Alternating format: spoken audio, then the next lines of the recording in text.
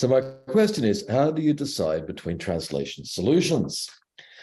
And it's a very simple question, and I'm going to give some examples. Where did I find the examples? I went to the website of your illustrious university and looked at the translations. And I found that the translations are excellent. Before I criticize anybody or I misinterpreted, the translations in this website are very good across the board, especially for your translation program, which is what I looked at. However, on these, I'm just going to pick up a few little things to introduce what I mean by translation solutions, okay? On your splash page, when you come in and you scroll down in English, you get to this screen here, which invites me to explore more than 200 issues. Now, you can read the Arabic, so you've got a good chance of knowing what's going on. But I can't, you see. So I just know that if I click there, I'm going to get issues.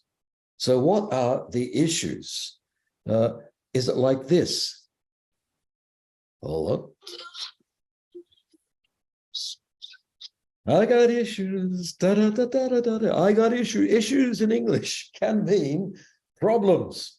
Okay, juicy scandals. If I click in there, I'm going to get into some really, really interesting issues about this university. But I click there and you know what I get? I get 200 issues of a magazine, of your university magazine, which is wonderful, very pretty, very attractive, and it's all in Arabic. So I can't read anything there, and I can't activate the Google automatic translator either. So you know what I would do if I were translating, or better, localizing the website? Would I say magazine issues? Yes, I would, to not give a false impression. Or would I leave this out, since there's no content there that is actually in English and is going to be of direct interest to the addressee in the English language? Yes, I would. So here's a problem. The solutions could be explicitation, say what kind of issues, basic solution, or omission. And omission is a strategy one can use with this kind of problem when we're dealing with localization, with adapting to a new reader for a new purpose. Okay, so that's the kind of thing I mean by issues. I'm not criticizing the translator has translated exactly what was there in Arabic. Now, here's another problem.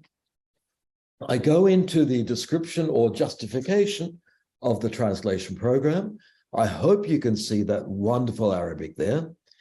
Now, I put that through, I think this is a Microsoft translator, and I make an amazing discovery. Translations, I'm amazed at the mental capacity of the Arabic-speaking mind that all that can only have one full stop. Or the respiratory system of the Arabic-speaking mind is so advanced that you guys don't have to breathe when you're reading all of that. Because when I put this through machine translation here, you know what? It's one sentence, technically speaking. So there must be some secondary kind of segmentation going on in the ST over here, the start text or source text, in order for that to be comprehensible and useful. Interestingly, if I put this through, I think this is Google, translate, what do I get? A full stop inserted here and a full stop inserted here. So there's a certain problem of form here, different conventions about sentence length, or the way the sentence is operating. It can be solved over here by inserting, and that is what I call resegmentation. It's not solved over here. And so resegmentation, which just involves joining sentences, splitting sentences, also reparagraphing, since different cultures have different conventions about the way paragraphs operate. All that I will put together as a solution called resegmentation, which is not always taught. We tend to teach at the level of the sentence if we're doing linguistic analysis of translation, but a lot of work has to be done beyond the sentence level. I'm just interested in the impact, possible impact of Arabic on Spain. Where I am at the moment in Tarragona was Islamic and Arabic speaking for some 7.5 centuries. So some Al-Andalus extended up here. The Taifas around here. Okay, history is difficult. The Spanish sentence is also very long. This is from the Spanish passport, okay? And you can see the English down there.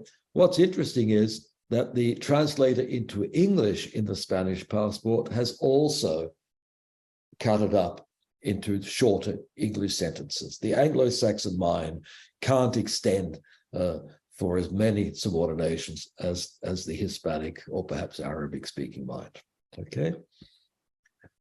So, that's another kind of solution, resegmentation. Here we move on to a second paragraph justifying the study of translation. And here I'm just picking up on very small things. It's a good translation. I'm not criticizing the translator. I'm just interested in the way some problems have been solved. For example, for me, the Menalands is not immediately recognizable.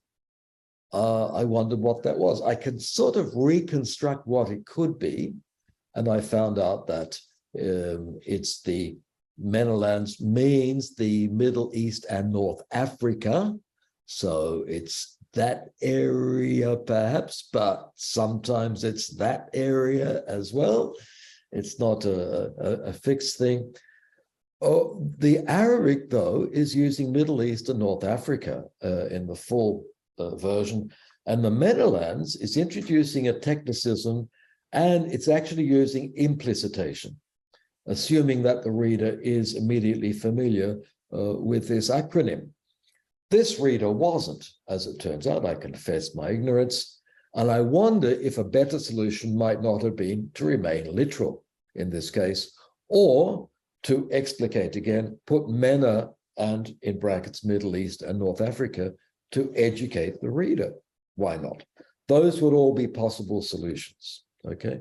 The problem would be a reader who doesn't immediately recognize Middle East and North Africa there, as was the case for me. Another simple, trivial example in the same sentence, the Kingdom of Saudi Arabia is translated as Saudi Arabia, that is implicitation. Often translate as explicitate, as I would want you to do, for example, with the previous one. If I go back there, oh dear, how do we go back? Okay, explicitation is explaining things. Implicitation is making them simpler, which you're doing with Saudi Arabia. Okay, so we've got the Menalands there. We've got the Saudi Arabia there. We've got the Saudis here, which is interesting. I'll come to that in a minute. And foreign languages up here. Again, great translation. The translator has rendered exactly what is in the Arabic, almost. We will see. However, this text is written for a speaker of English. It's written for me. What's a foreign language? For me, a foreign language is anything that's not the language of, well, English, because I'm reading this in English. But if I read this text, there's some doubt. Foreign language would logically be a non-Arabic language. So should we translate that as foreign languages or as something else? Okay. Question. And then who is getting the benefits of the translations between these languages? So we've got some Arabic here. We've got a machine translation here, fairly literal because I did check it. The urgent need for translators and interpreters to communicate with people from outside the region. That makes sense, okay? Because in the region, people are speaking Arabic, so I can understand this communication between Arabic and non-Arabic languages, which would be the foreign languages.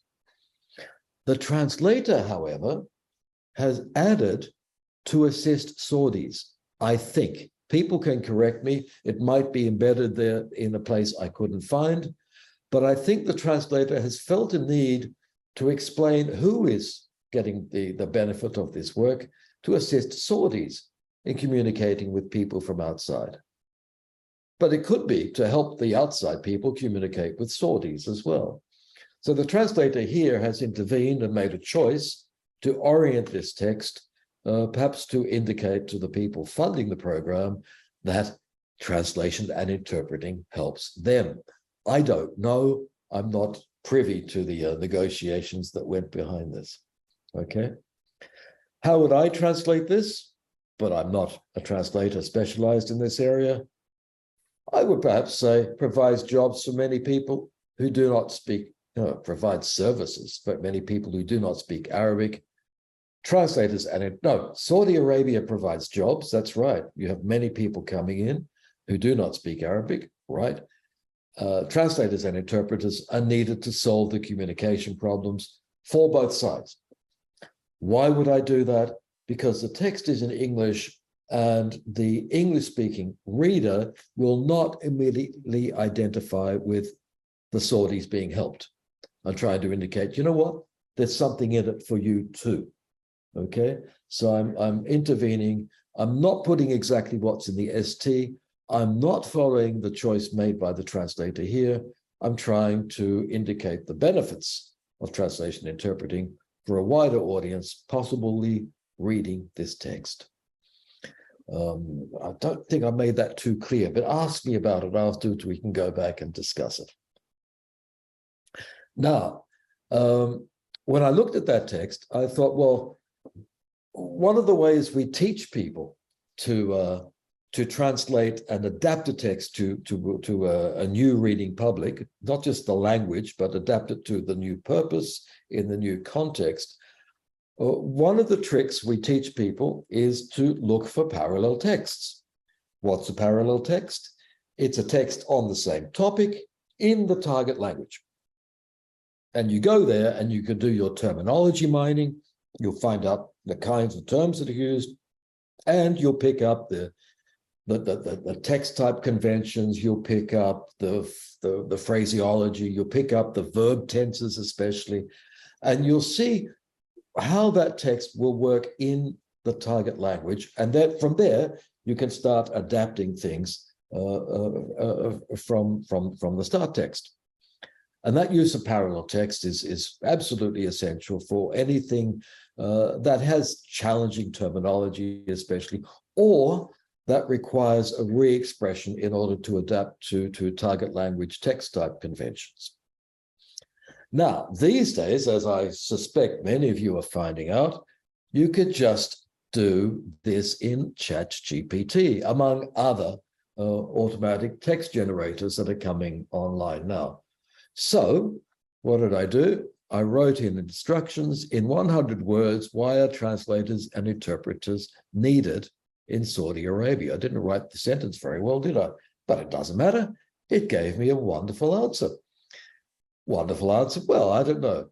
It said some things, but are good things to say. Okay, bridge communication gap, culturally diverse country, different languages, business, up there at the top, tourism, legal, healthcare, to help visitors, non-Arabic speaking individuals, and patients understand and navigate. Is that a translation? No, it's not a translation. Is it giving us ideas about what we might put in a text to attract foreigners or to explain the importance of translation and interpreting to foreigners? Yes, you can very definitely use this technology, draw on it to inspire you to adapt the text, adapt the ST, or even write it better in its original language. So is this a translation technology? Yes, because translation, machine translation is built in to ChatGPT. More interestingly, though, it's a source of parallel text knowledge that people can use.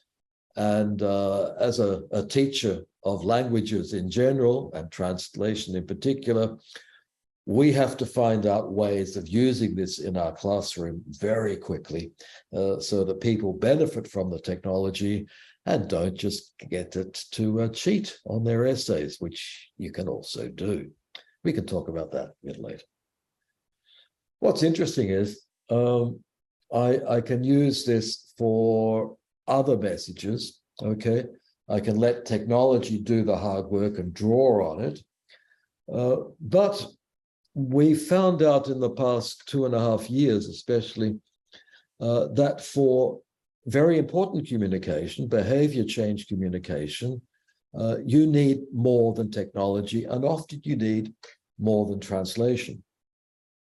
I'm talking about studies that we've been doing in Melbourne on COVID communication and how to reach the speakers of more than 260 languages in the city of Melbourne, which has 5 million people.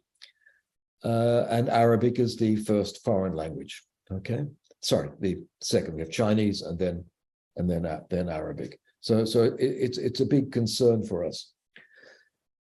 How do I do this? How do I get people to get vaccinated? I can write a text in English for English-speaking people and get that translated by certified translators, which is the official policy, and that's what was done at the beginning.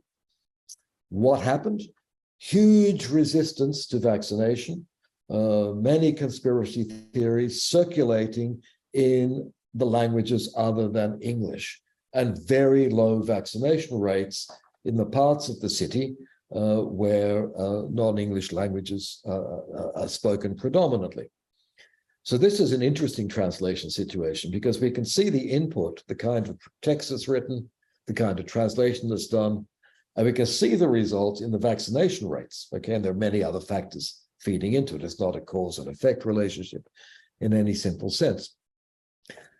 So how can we adjust that? Well, we could try the technology, and you'll recognize some of the repeated phrases. Okay, different cultures and languages can exist.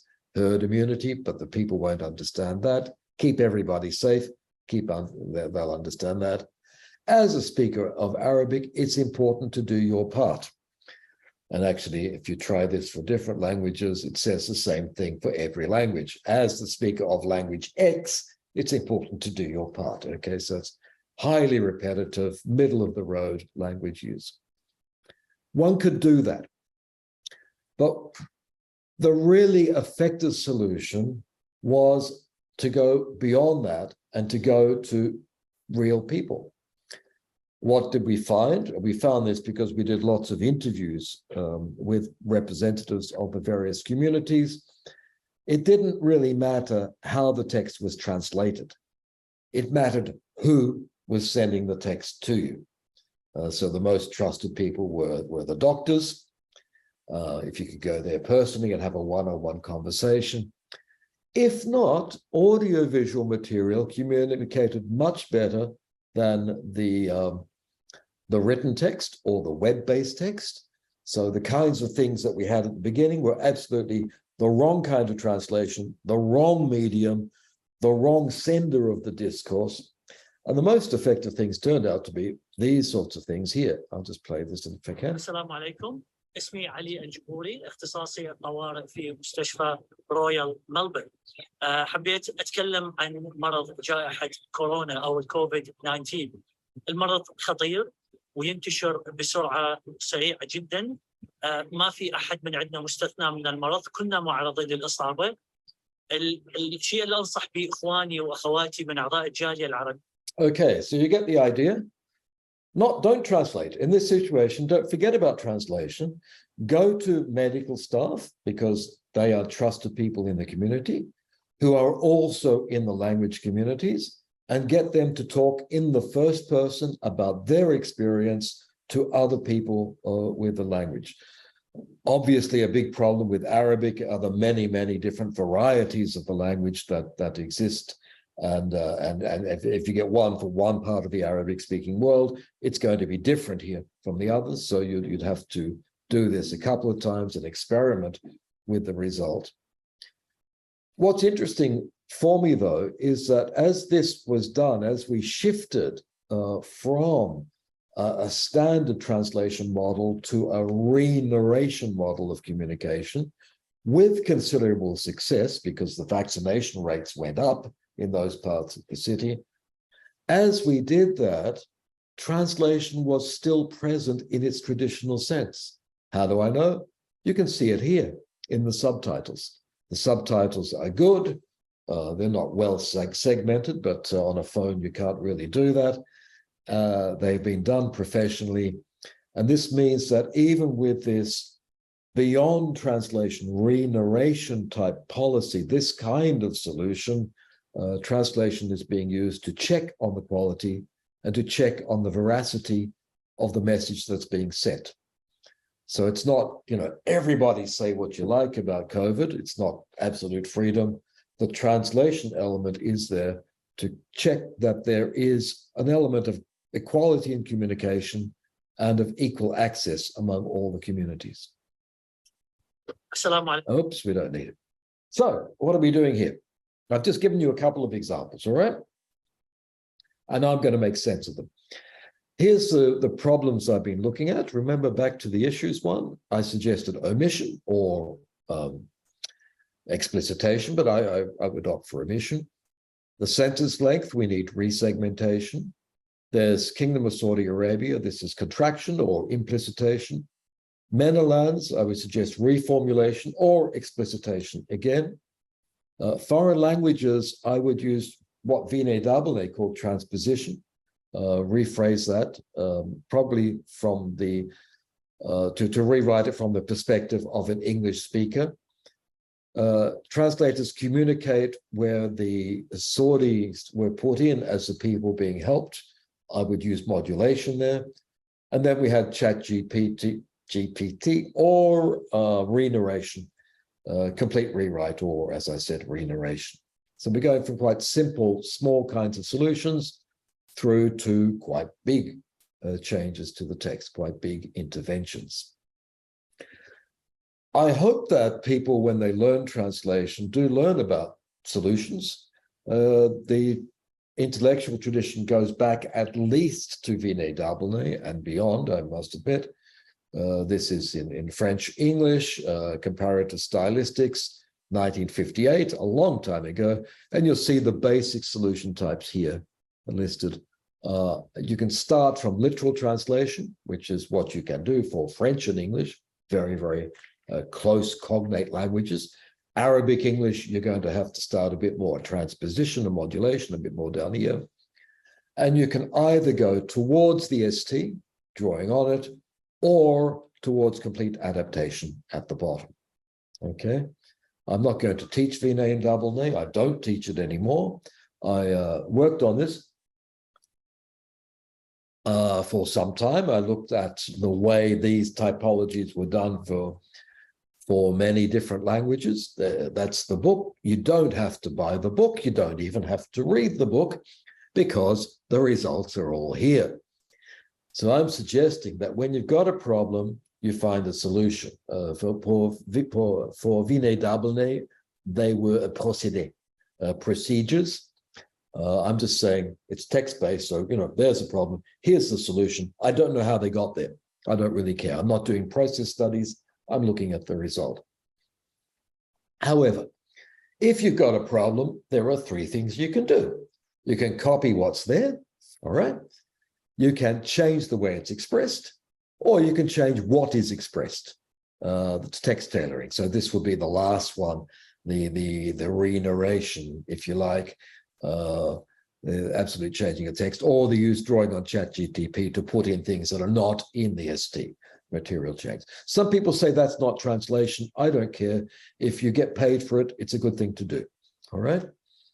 Now, underneath those three, I've got copying the words, copying the structure, that's calc in Vinay Dabelne. Perspective change, this would be seeing it from the perspective of the Arabic speaker, foreign language, or the English speaker, languages other than Arabic. Okay, so that would be perspective change. Density change is MENA becoming Middle East and North Africa, okay? Putting more words in to say the same things or fewer words to say the same things. Resegmentation, I've given you an example. Compensation is when you do it in a different part of the text or on a different language level, but that's already in Vinay Dabelne, and that's well known. Then we have the corresponding idioms in different languages, and then text tailoring at the bottom. Beneath those, there are many, many things that translators do. And beneath each of these, there are further subtypes. You could have another column here and another column here. All the tricks of the trade that translators learn as they gain experience. Not so much as they learn in the translation class. Translation class, we sort of, if I can stick with these, I'm happy if people get that. So here's the simple typology that I do teach these days. It's just enough for people to remember for the test at the end of the week, okay? Or even for the exam at the end of the year. They might remember this many different things, okay? What's interesting about it is that machine translation, which is there to be used by everybody these days, tends not to use these solutions, tends not to draw on what's in the ST to copy a word or to introduce an expression. It wants to translate everything and tends not to use the radical solutions of cultural correspondence or what I've called text tailoring or re-narration.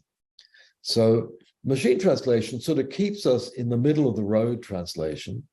It can do density change. It can do perspective change. It is very close to literalism in most cases. What does that mean?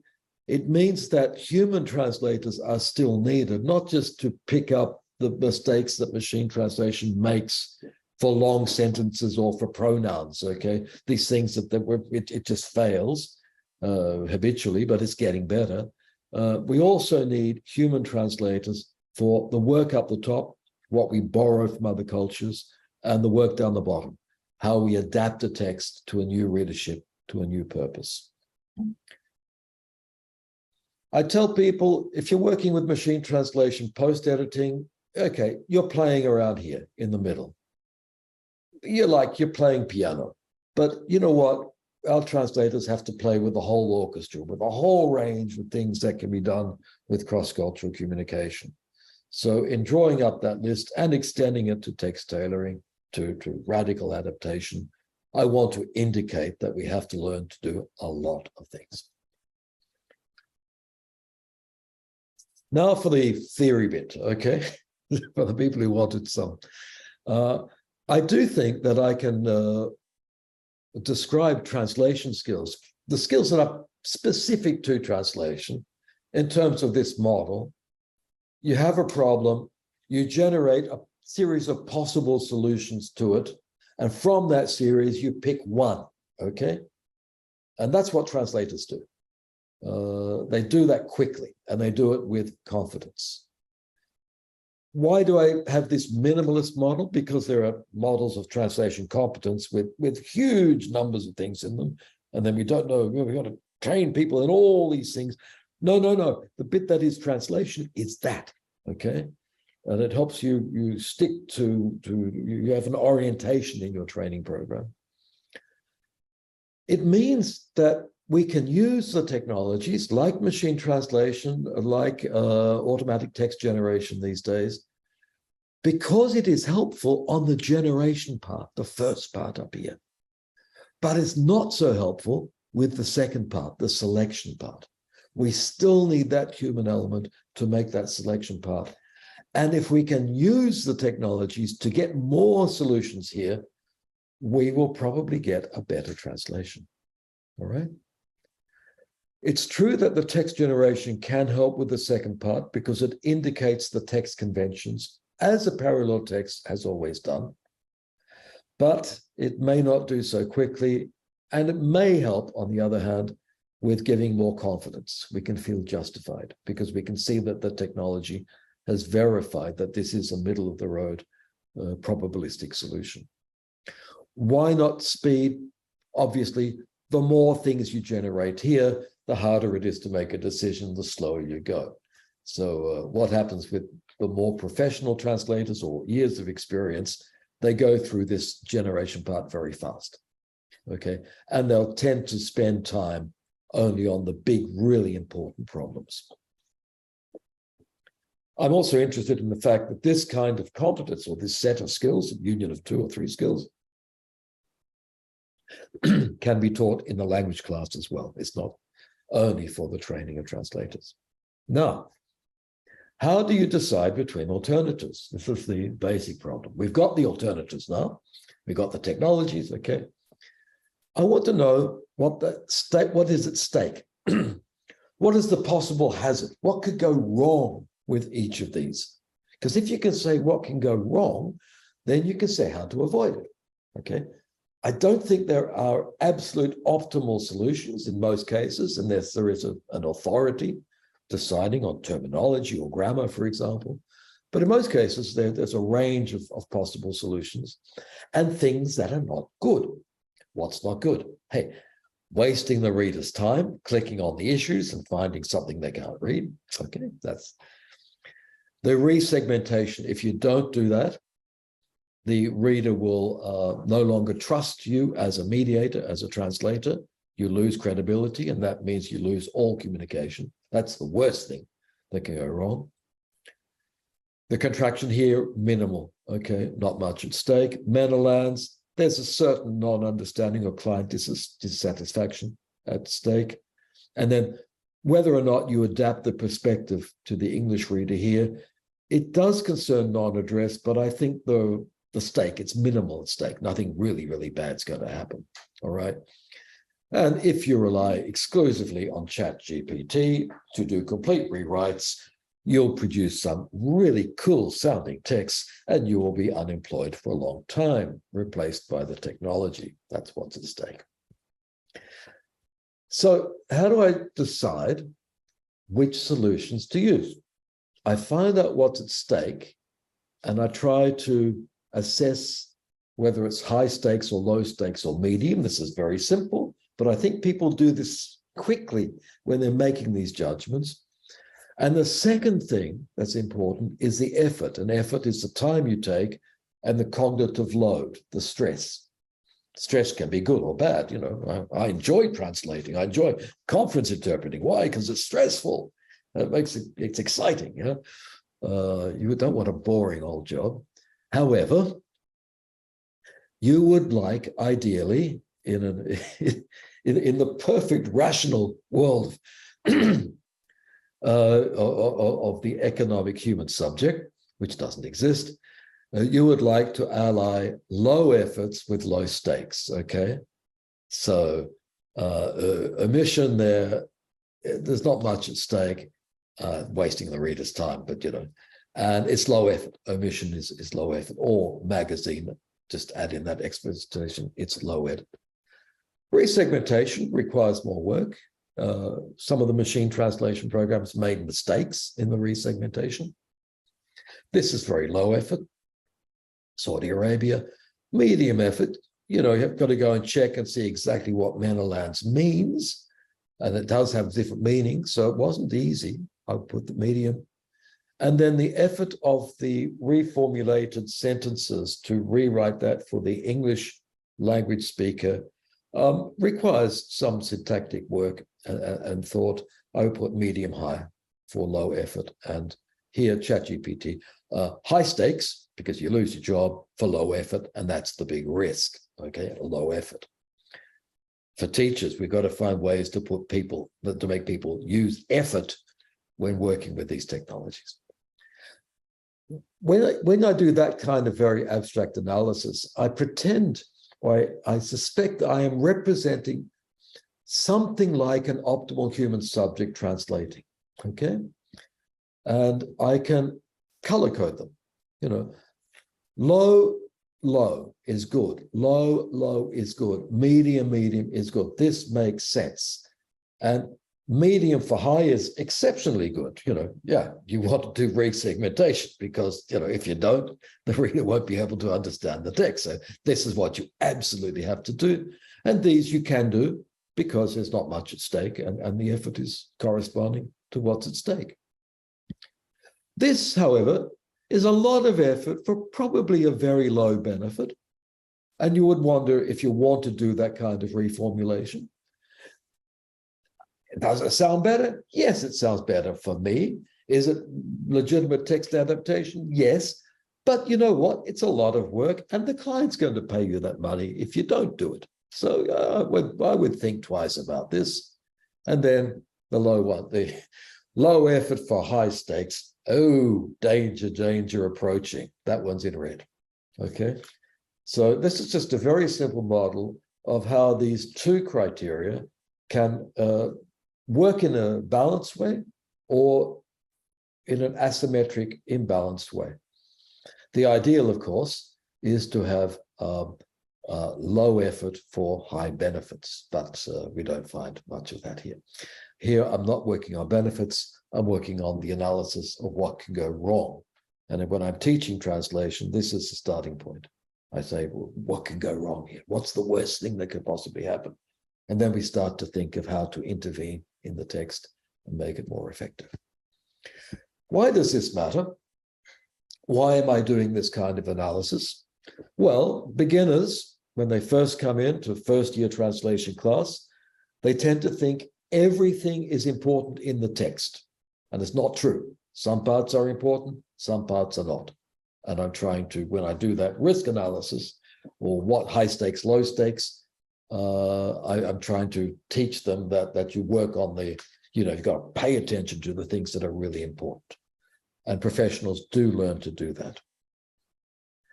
Many of our traditional ethics are based on accuracy to the ST, but not everything in the ST is immediately appropriate or important. And I think we have to develop ethics that are based on communication to the new receiver in the new language.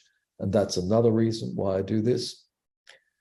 It's also because I'm trying to think of how we can use automation. Automation means automatic text generation and machine translation and translation memories.